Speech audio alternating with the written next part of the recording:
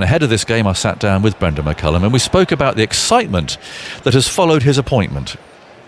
I've had plenty of messages, a lot of excitement from not just guys involved in the media world, but also in the cricketing world. And look, there's a big job in front of us, but I'm looking forward to it. Yeah. You seem to come in on the outside a bit. I mean, is that how it always was, or were you always interested in the job? No, look, once Rob rang me and sort of said, would you be interested in looking at something like this? We're getting some applicants together, and would you be keen to have a look at it? And initially I hadn't really thought about it. I was kind of had quite a nice life rocking around doing the media and sort of a little bit of franchise coaching and things. And then once you sort of start to think about it, and you think about obviously the opportunity, the size of the opportunity, the job that needs to be done here, and where your skills are as a person and as a leader as well, they started to kind of align and started to get a little bit gruntier with your aspirations. So then obviously the process was to unfold, so went through that. They seemed to like what they heard and got the chance to take the job. So looking forward to it. I know it's a big job. I know that it's not all going to be beer and skittles, but we go in with best intentions and I look forward to it. Yeah. When you applied for the job, was it sort of Brendon McCullum, the attacking positive cricketer, or did you have to present, I don't know, a more thoughtful approach to being the coach with England starting at bottom? Well, I don't know. I guess I just was authentic and went in there and sort of said what I believe needs to be done, or how I like the game to be played. It's not rocket science. It's sort of, you're trying to take wickets with the ball, and you're trying to shift some pressure, or understand pressure, and also shift pressure with the bat back onto the bowlers, and you chase the ball hard in the outfield. It's not an overly extravagant game plan, but it's got some nice simplicity to it, and in and around that you try and be the best version of yourself you can and buy into the team. So if we can do that, then I think we've got enough talent that sits around English cricket to be successful. Yeah, and I guess one of my skills is try and take noise away from guys as well. Obviously this is a much bigger task than what I've done previously, but that's certainly things that I tried to do is try and quieten some of the noise which surrounds cricket in general. It's such a pressured sport, and sometimes there's no rhyme nor reason why you succeed or fail. So you take out a lot of that external noise and allow guys to just try and be the best version of themselves out there, and try and realise their talent on the field, even though there's lots of pressure at play. And your policy, is it going to be by and large to pick the best team? And obviously I'm referring to Stuart Broad, Jimmy Anderson and those sort of things that we've had obviously over the last year or so. I mean, rotation and rest and so on. Again, that's been a much talked about topic in English cricket. What's your means of going about this job? Yeah, I'll probably get in trouble here, but I like to pick your best team every time. I think you never take anything for granted. You never know sort of where things will go in the long term. Obviously my job will be to plan as if we live forever and sort of live as if we died tomorrow as well in the setup as players. So look, I think some bowlers have told me previously that you never get tired bowling for test wins, so as long as we're challenging for wins rather than trying to hold on for draws, then I'm sure the guys will be up and ready to go. But they know their way around the park. We've got 280 test matches between Broad and Anderson alone, I think. It's not their first rodeo, and I'm sure if they're tired or they need a break, they'll let us know. But if they're the best guys to be playing at the time, then for sure they get picked.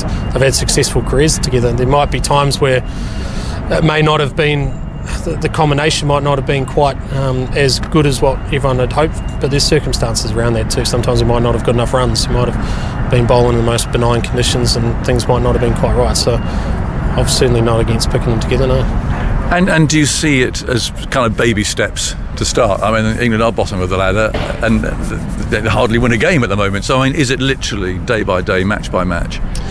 Yeah, I think so. I think you get the team together first and foremost, and you sort of start to understand the guys, work out how they work, try and just not impose, but try and put a little bit of that positivity across the group as well. And obviously Stokes and myself have got a relationship which needs to get going pretty quickly as well.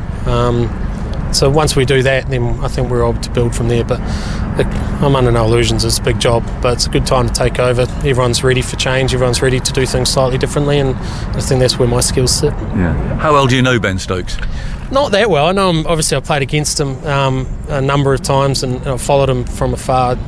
Plays the game how I like to see the game played, and he puts bums on seats with his style of cricket too. So I think he's going to be a wonderful leader. I think he's going to be a leader where guys that he'll go over the wall first, and they'll go with him.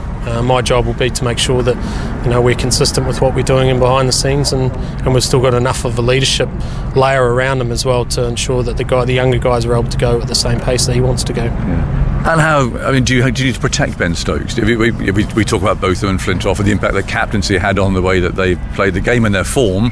Are you mindful of that? And are you going to? How do you stop Ben feeling restrained by the captaincy, if you like? Yeah, I guess that's something we'll have to wait and see. He might fly. He might grab the captaincy and just go to a whole new level again. And that's my mentality. Is until we know, we don't really know. So we'll just play what we see and play what we feel in that moment. And I'm sure the relationship between Stokes and I will really flourish, and we'll be able to identify if there is any times like that it might need some assistance from some of his leaders around him. Yeah. You do appear to be the same sort of mindset. Be very positive and so on. Is that always going to be right, or will there be times you think where you could go flying off the edge? Yeah, I guess we'll find out soon enough. I think very different. I'm very different as a coach to what I was as a player, I think. In what way? Well, I like to try and allow guys to get to where they need to, and to realise their potential, rather than trying to get them to play like I played the game. I'd never want someone to do that. That comes with an immense amount of disappointment at times. So for me, it's just success too. Success at times, but it's not for everyone, that style. And I think as a coach, your job is to try and understand everyone's games, understand what motivates them, get to know them as people, get to know what their aspirations are in the game and how they like to play cricket as well, and try and piece all of those together for one common goal. Apart from the way you batted, I think you also won an awful amount of respect for the way that you played the game and the way that you expected your team to play the game, as well as the spirit of the game, this sort of undefined atmosphere, if you like, environment that people who play the game do understand. Are you going to be keen that England play in that way? Yeah, absolutely. I don't see the need to play any other way, to be honest. I think there's a mutual respect which should be across all teams. You still play the game hard on the field, but there's certain lines that you don't need to cross as well, and there'll be times where that will be a challenge, no doubt. But look, hopefully the guys are so invested in the England side and trying to achieve our goals that we don't get too bothered by the external stuff such as that. Lovely irony that you're playing New Zealand first, isn't it? How are you going to front up? Well, I don't have to do too much, really. I just sort of sit back and try and take some pressure off the guys, and obviously I've got some knowledge of the New Zealand side. I've got a lot of friends in that side, and we've been on a lot of great journeys together, and not just as a player or as their captain, but also as a friend and as a mentor of them beyond my playing career. So that, no doubt there's going to be some difficult emotions to deal with there, but I've got a job to do here for England as well, and you can park those kind of allegiances and just go out there and do the best job you can. Well, that's Brendon McCullum speaking to me ahead of this test match. We can find out more about the man himself from his former New Zealand teammate Craig McMillan, who played in McCullum's first test and coached him during his time as New Zealand's batting coach. And Craig told me about the first time he came across McCullum.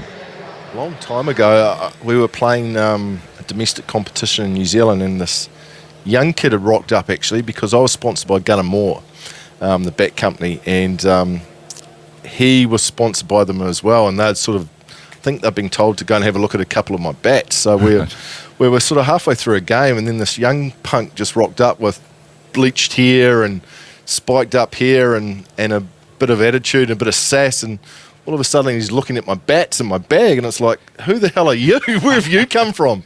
And so it was like, that was sort of my first impression of him. He was... what sort of age would he have been then? He would have been probably 18, 19. Right. Yeah, he was young. But there was always something about him. You knew that he was going to be a good player. Remember that first tour back to Australia in 2002 where he got thrown into a New Zealand side for a one-day part of an Australian trip, which is always difficult. It's a difficult tour, and he really struggled just getting used to the intensity of international cricket. But one of the things that stood out for me, Eggers, was one of the first net sessions we had with the New Zealand boys. So there's this young guy, this young punk in the New Zealand team who played all the shots, looked pretty suave. So I thought I'd test him out with a few of my bouncers in the nets, because I love bowling bouncers. So it was always a bit of an initiation for a new player on the side, just to see how they took it on. And I remember bowling bouncers to him, thinking I was bowling quite quick and he'd have a little bit of trouble on the hard Australian net surfaces. And I remember him taking every bouncer I bowled on, not swaying or ducking anything, not letting anything go, but prepared to take it on and pretty much middling everyone that I bowled. So I sort of sat back and thought, this guy can play. There's something about him. I like him. Yeah. Was that dashing side of his play evident from the very start? I mean, did you think actually when you saw him play, you can't carry on playing like that, you're going to have to rein things in a bit? Well, you always think that, but there's some players that can just, and are generally at their best when they play like that. I think by and large throughout his career, he stayed true to that mantra. There was times where he probably doubted himself, especially in Test cricket, I think, because in white ball cricket he had a free licence, especially at the top of the order for New Zealand, to go out and be expressive and play that McCullum style. Test cricket, when he tended to bat at number 5, he was a little bit uncertain, and I think perhaps the last 18 months to 2 years we saw McCullum just play with that freedom. Of course, his last Test innings, fastest Test 100 in Test cricket, that was the pure Brendon McCullum. That was no respect for the bowler. I'm going to play my way. If it's my day and it comes off, look out. It's going to be a good day. If it doesn't, we'll have another crack tomorrow. Yeah, and it must be brave to play like that in Test cricket, because you're going to get some criticism, aren't you? I mean, if you have a bit of a swish and get out for naught, people go, oh, you can't play like that. And you've got to be able to take that. Correct. And I think at times, and I'm talking a little bit from experience here as well, that wears on you, and you do doubt yourself and question whether you can continue to play like that. But I think that was one of the things that he talked about, and he said, look, if I'm going to play, this is my style, this is my best chance of being successful, I'm going to stay true to it. If it comes off, it comes off. If it doesn't, we'll live to fight another day. Yeah. Did others try and play like him, or did you just kind of accept this bloke's just different? Well, I don't think you can have 11 blokes in a team playing like that, Agus. Yeah. Well, it would be entertaining if you did, but I think you can always allow a couple of players in your side to have that freedom, and so the situation of the match doesn't really matter. But I think the great thing about Brendon, he showed that there's a little bit more substance to him than that, remembering that he's got a Test triple century where he batted over 13 hours, and if you can only play one style of cricket, you don't have those sorts of numbers next to your name. So he showed a maturity and an ability to move with the situation. That saved a Test match for New Zealand that really they had no right at all in saving, the fact that he batted for 13 hours for that triple hundred. So, and that was the motivating force. I mean, for him to completely change his game and to bat like that was simply saving the match. Well, it was, and I think it also, one of the key factors was when he became captain. I think he felt that he needed to get more out of himself if he was going to be leader, if he was going to ask other players in the side to step up and perform. And so he had a knack that others like to follow him. So he is a true leader. He'll say, right, this is what I'm going to do. Come along for the ride, and others jump on the bus very quickly with McCullum.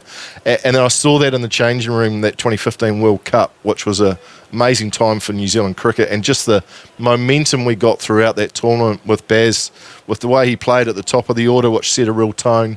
And the others, the great thing with him as captain, and I'm sure that will transpire into him as coach, is he gives belief to players. So all of a sudden you can have some average players who all of a sudden think they're a bit better than what they are, and there's just that confidence within a changing room that filters through. And I guess that's because his strength is, and that's what he's going to offer most to England. I mean, I've worked with him a bit. He doesn't strike me as being a coach who will be buried in a laptop. Correct. He's a gregarious fella. He loves a chat. He'll have a beer in the evening. He's very, very relaxed and easygoing. And I think he's more, I suspect, who just goes around and builds people up. Correct. Rather than too much overwhelming with technicalities. Correct. His game was never based on the technical side of the game, but his strength is man management, and he's a people's person. So he enjoys having a drink, having a discussion about your life and what's going on. He'll get to know the players well. The players, I mean, it's going to take a little bit of time for him, but once he beds himself in and he's worked out the players that he believes are good enough to play for an extended period of time, he'll back them to the hilt. And one of the things that Mike Heston and Brendon McCullum did when they came in as captain coach of that New Zealand side is that in the previous period there'd been a lot of chopping and changing, so players always felt they were playing for their positions, which is a really unhealthy state to be, as all ex-players know. You always think, I need to perform or I'm going to be dropped. Or he came in, backed the players that he had, and gave them enough rope to either succeed or fail. It wasn't, and so they knew that if they were good enough, they were going to get an extended run, and they weren't playing from game to game for their position in the side. And you sort of look at England and the situation they're in, which is quite similar, I think, now to where New Zealand were back in 2014, 2015, where there's a lot of uncertainty about players, about places, about performance. So he'll make some decisions pretty quickly on the players that he sees that he wants to be associated with, and then he'll give them every opportunity to be the best player they can. It seems a brave choice, doesn't it? I mean, England are bottom of the rankings, as we know. They're having a terrible trot at the moment. They've gone for somebody who's got no experience of coaching at this sort of a level, not even first class. I mean, are you surprised? And do you think actually it's a great opportunity for him? I mean, there's no can't go down. I mean, he can grab this team by the scruff of the neck. Yeah, he can, and once he gets the buy-in of the players, which along with Ben Stokes, I think will happen very quickly, Eggers, I think you'll see this England side move up the rankings very quickly. And I look at this England side and I think they're too good. There's too many good players for their record to have been so poor over the last 24 months, and for them to be ranked where they are, it just doesn't make any sense. So I think, yeah, you could say it's a brave decision, but then you look at previous choices that just haven't worked as coaches, which have been the stock standard. And I think in many ways it is a reset. I know that Ben Stokes didn't like reset word used the other day. He said blank canvas. You can use whatever term you like, but in many ways I think with McCullum coming in, with the way he goes about things, with not having a lot of coaching experience in red ball cricket, but he's played over 100 test matches, so he knows how red ball cricket's played, and he'll be very clear in the style and how he wants his players to go about it. Yeah. I'd quite like to have had a beer with him last night. I mean, what a first day that was. He was sitting there at 2-3 o'clock in the afternoon thinking, what's the trouble? God, what an easy job this is. Yeah. And then, of course, it all goes completely belly up. I mean, he's seen there in a snapshot of a day what England's issues are, I think. Yeah, it was a day of emotions up and down, wasn't it? And fluctuating emotions from the start of the day to the end of the day. Look, the one thing I think I'd say about Brendon is that he would have been very level, very calm. And I think that's always important as a coach. And one of the things, when I was part of the Black Caps coaching setup, the players are the ones that ride the emotions up and down through their performances. As a coaching staff, it's really important to be level so that they see you as being calm and composed, and so that you're not up and down like the players are. And I think he would have been very calm in his message yesterday. It would have been interesting days play, boys. Yes. Perhaps we missed an opportunity, but hey, we're still slightly ahead of the game, still a lot of cricket to be played.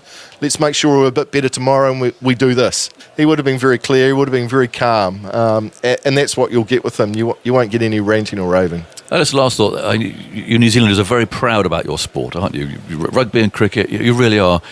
I'm guessing, but I hope it's right, that there'll be a lot of pride within New Zealand cricket that actually McCullum's got this job, because it is a big job in the game, and there's something that New Zealand has produced a cricketer of this standard and now coaching an England team. Would I be right in thinking that? Yeah, I think that's a good way to look at it, Eggers. I think for many years, New Zealand perhaps, if we're talking cricket, didn't get the recognition they deserve for the resources we have, the playing numbers we have, the conditions we're up against in terms of weather and facilities. We really shouldn't be competing with some of these other sides in the world. So, and do the best. And to win the World Test Championship last year, I think was a big tick in the box for what New Zealand does in terms of how they go about things. So good recognition for New Zealand. And yeah, there are a lot of people very proud of the fact that one of the biggest coaching jobs and one of the biggest cricket teams in the world is being led by a Kiwi. So yeah, it's very significant and very proud. Well, that was Craig McMillan, who you can see on our TV highlights on BBC Two and on the iPlayer later on. Now, Stephen Finn is on the line from Sussex. He's playing a blast game later. And, well, Finn's experience both playing against and under Brendon McCullum. In the 2015 World Cup, McCullum, of course, hit that 18-ball half-century. It's the fastest ever in World Cup history. And he helped himself to 4 successive sixes off poor old Stephen, but he had much happier memories of playing under McCullum at Middlesex and became friends joining him at the races, amongst other things, apparently. Well, and Stephen, thank you for joining us, by the way. It's a pleasure. Good afternoon, Aggers. It's nice to hear your voice over the airways again. Oh, well, that's nice. And actually, I thought quite speedily going through that part about 2015. I knew you were listening. I didn't want to be too unkind about it, but I mean, that was a savage day, wasn't it? Not speedy enough. not speedy enough, I'm afraid. Yeah, it was savage. I think that was the day, and I think Owen Morgan has referenced it in his captaincy and when he's spoken, that was the day where we really realised how far behind the rest of the world we were, and there's no doubt that Brendon McCullum was the pioneer of that, and he's paved the way for the way that 50-over cricket is played today, and the way that England play their cricket as well. And it's great to have him inside the camp now to be able to try and assert himself on Test match cricket. Small boundaries there, of course. So we want to make that point. I wonder, how did you feel running in and bowling to him? I mean, he's not a big man by any means, but I mean, he's such an intimidating presence at the crease. Well, you just knew that he was never going to take a backward step, and I think that in the past, especially when you're looking at the English team playing, you'd think someone would hit a 6 and then the next ball would be nudged out to deep square leg for a 1. But he was always looking, even though they were chasing a small target, he would never take a backward step, and sometimes you'd get the better of him, as I like to remember those days where I did get the better of him. But yes. There were certainly days like that in New Zealand where you're running up and you feel like everything that you try and bowl, he's just going to hit for 6, and that's certainly what happened that day. Yeah. So when you teamed up at Middlesex and he came and played here, and of course you were part of that, very much part of that team. Did you ever talk about it? Yeah, we did a little bit. I think it was more an acknowledgement of the fact that that's the way that white ball cricket was going to be played. We didn't necessarily talk about that day. I tried to avoid that as often as I possibly could. But no, we more sat around and just acknowledged the way that, not necessarily he changed the game, but the way that we did feel so outpaced on that day in Wellington, and how that had influenced the way that England then went and played their white ball cricket under his good friend Owen Morgan. So, we definitely sat around and chatted about that. And actually, one of the ways in which we became friends with the New Zealanders was that whenever we toured there or they toured here, in and around the games, it would be very sociable. We'd pick each other's brains about cricket. We'd sit around and have a drink. We'd go to the races, like we did in the photo that you alluded to. But then the second that you stepped over the line, you knew that it was going to be incredibly competitive, and no one was going to be anyone's friend on the field. But you did know that afterwards you would sit around and have a beer and discuss what had gone on. And I think that it's that approach to cricket that Brendon McCullum will bring to this England Test match team, which I think will stand them in very good stead.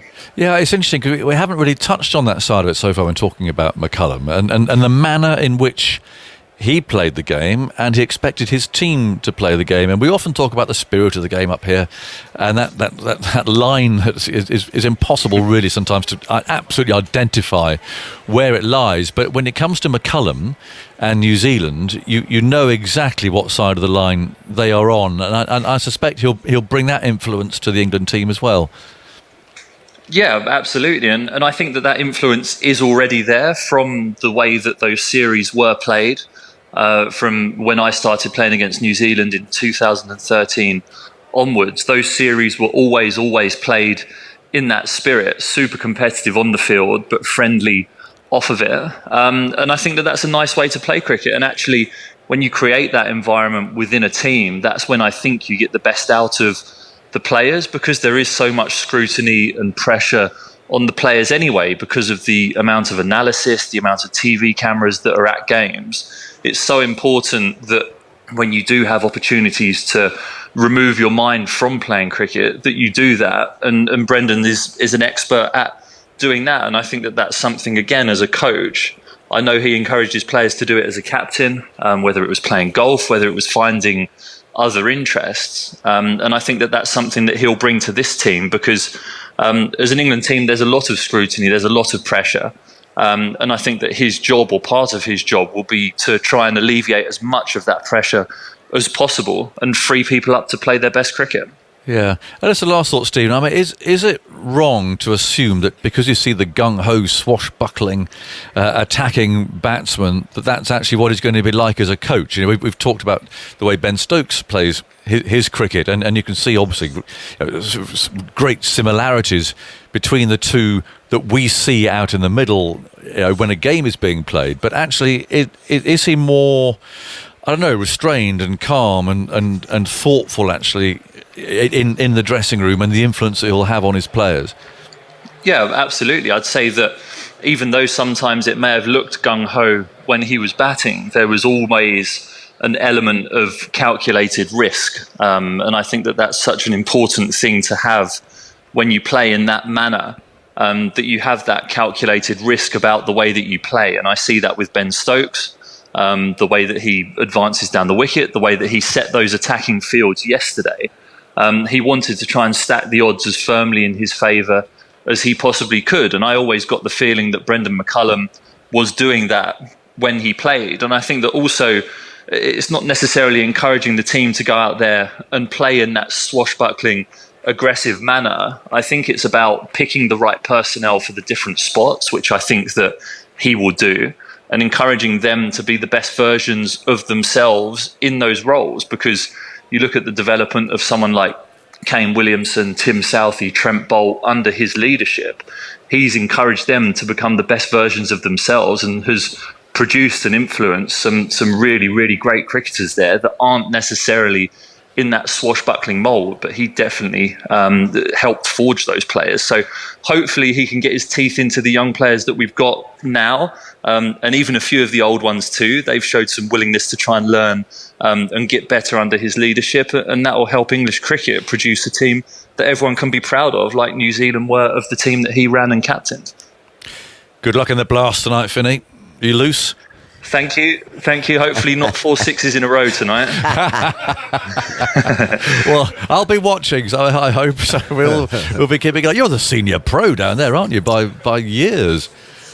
Yes. You reminded me that again. I felt young all winter when I was hanging out with you and Simon and everyone, and now I've come here and I'm feeling old again. It's not great. I need to get back in that commentary box. You do. Well, you're always very welcome. Good luck tonight, Finney. Thank you very much. Nice to speak to you. Cheers. Bye, Stephen. There we go. Lining up for the blast. Oh dear, yeah, get loose. Yeah, there we go. It'll be the resumption of play here fairly soon, by the way. I'll just give a little resume because we haven't mentioned it for a while. At lunch, New Zealand are 38 for 3 in the second innings. They lead by 29. So it really is the game alive. And we're talking about Brendon McCullum, of course. We concentrated mainly on Ben Stokes yesterday at lunchtime, but today the new coach. Now, Tuffers, who's beside me, who made a TV series with Brendon called This Could Go Anywhere. Yes. And it did. It's described as, quotes, an exhilarating road trip to explore New Zealand's most picturesque golf courses. Yes. Close quotes. I didn't know you were a golfer. Well, no, nor did I. And I wasn't very good at it, but what a touch that was. 4 weeks. We went just before COVID. Yes. I went down there and I got the call, would you like to come down to New Zealand, right. Play some golf on these fabulous, amazing golf courses, drink some lovely wine, which of course is made down there, try all this wonderful food and everything from New Zealand, and Brendon McCullum is going to take you around. And I went, absolutely. When's the flight? Did you know him very well? Didn't know him really well at all. No. I mean, might have seen him walking around a bit in the media stand. And I went down there and got on famously with him. We had a fantastic 4 weeks. Just sort of clicked straight away, really. Very approachable guy, Brendon. You know what I mean? As soon as I got off the plane, I think I walked off, I don't know, 40 hours or something like that, all a bit, oh God, like that. And he was waiting for me at the airport about 6 o'clock in the morning, and I sort of gone, oh, hello, Brendon, hello, mate. Gone to shake his hand, and he said, are you a hugger or not? I gave me a great big hug. You know what I mean? I sort of went, well, okay, I'll give you a hug as well. Might be chucking up a little bit. I've been on the flight for 40 hours. But just straight away, as you said, very approachable, very great sense of humour.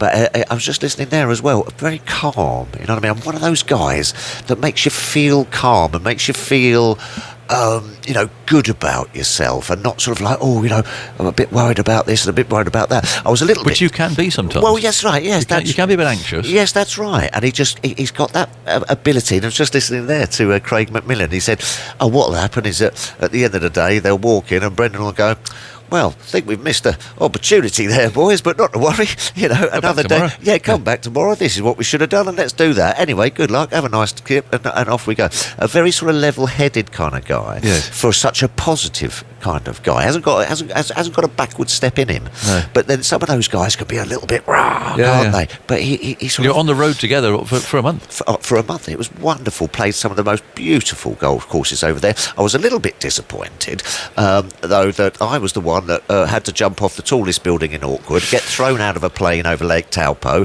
and then do the biggest bungee jump in the Southern Hemisphere. He sort of disappeared there. He didn't do any of that at all? No, he didn't do any of those. So he's obviously canny as well. Obviously not stupid. But no, had a wonderful time with him. As you say, beautiful country, isn't it, down there? But just really enjoyed his company and just got on with him so well, so easy, such a really easy manner about him. How disappointed! I assumed that he'd be sort of coaxing you up there to do your bungee, because I know you're a bit reluctant. Well, absolutely, I'm not too. Yes, I don't like the old heights and everything like that. But I sort of said to him afterwards, well, Brendon, why didn't you do that? Yeah. I thought all you New Zealanders were sort of, all this sort of like a extreme adventure. And he said, no, mate, we just put it on so you lot can do it. Well, he's obviously got a very sensible side to him. Yes, but also you just got that. He's got that little look as well. That there's that steely detemination. Strikes me that he's someone who you would follow. Oh, I mean, absolutely. If he is your captain, you are going to go out there and you're going to you're going to just bowl your heart out. Absolutely, I would have loved him to be my captain. Yes. He's that kind of guy, or my coach. He's just that kind of guy that you instantly warm to, and you sort of. Yeah, you want to do well for. Yeah. He's a top man. I like the idea that he's really taken this challenge as well, because he has never coached at this level, so they're Craig or first class level and so on. I mean, it is a big job, and there is a lot of scrutiny, and whether it's right or wrong, there has been a lot of sort of positive build-up about it, because those people who have come across McCullum think is a very good choice. But that again is sort of setting up for someone who's actually not used to doing this. No, but I don't think that'll faze him at all. That won't matter. He won't mind that people are saying this or what have you. He'll just go, listen, this is the thing that I want to do, and I want to get my teeth stuck into it as well, and go about it and do it his way. You know what I mean? I don't think he's going to be sort of, I don't know, selectors. Obviously, he's going to be listening to all this kind of thing or looking at the papers. He's going to stick to his plan, and he won't waver from it. You know what I mean? He'll have it in his head what he wants to do and how he wants this England team to move forward. And even though he'll be very sort of like, that's a great idea, he'll have his own ideas. Yeah. What about his golf? Does he smash it miles? Well, no, not really. I outdrove him a couple of times. You're joking. No, I didn't. Get out of it. No, I did. Nonsense. Hey, I know I did. You must have the red tees. Listen, I'm not bad with the old big dog. I'm not bad. Get out of it. You outdrove Brendon McCullum? Yes, I did. You're going to ask him. I did him by about 20 yards on a couple of times. Absolutely. I might have nicked a couple of games off him as well. I think he plays off 9 and I'm about 18. But I might be a bit of a bad Cape Kidnappers, that's one of the famous ones. Have you played that? Oh, it was amazing. I've flown around that. It's beautiful. Right on the cliff edge. Oh, absolutely. Did you put a few in the ocean? Yeah, yes. And then we also went down to Queenstown and played down there. But just loved every minute of his. And also another little, because we were talking about cricket as well, and it was all things like that, during the show and what have you. And of course, he got the fastest 100, didn't he? Yes, indeed. He got his fastest 100, and he went in. Last game. I think he went in at about 30 for 3 or something like that. And he was wondering. He was looking at the telly, going, well, I haven't got a defence to play this, because it was jagging all over the place. So he said, well, listen, I'll tell you what I'm going to do. If I try and defend and play properly, I'm just going to get out like all the other boys have before me, so I'm going to take it on. Next thing you know, fastest 100 ever. You've got 30 seconds to tell me through your bungee jump, and come on, talk us through it. Well, I threw up twice on the way to it. I know you're anxious. Yes, I was. Yes, I threw up outside Louis Vuitton. in the high street at Queenstown because I was that nervous. But it was horrific. I didn't mind jumping out the aeroplane because I think you're so high up you sort of lose a bit of perspective. So you got someone with you? Yes, well, I've got an SAS bloke strapped to my back, which was handy. But the bungee jump, terrifying. I just can't see you doing it. No, I know. Well, I got a little nudge because I was sort of wavered as I got to the edge, and I was going, I don't know whether I want to do this. And all of a sudden they went, I just felt this little nudge in the back, and I was off. Do you remember anything about it? No, I didn't. Close my eyes all the way down. Dip into the water? No, it wasn't one of those ones, no. But closed my eyes on the way down and up and down and up and out and bounced about. I would have paid good money. But I gather this is still on Netflix. It's on Netflix. Watch it. This could go anywhere. What's it called? This could go anywhere. Yes. I'm going to watch it tonight. Yeah, it's good. Right. Thank you, Philip, and thanks everyone else who contributed towards that. And I hope that's helped everyone learn a little bit more about England's new coach, Brendon McCullum.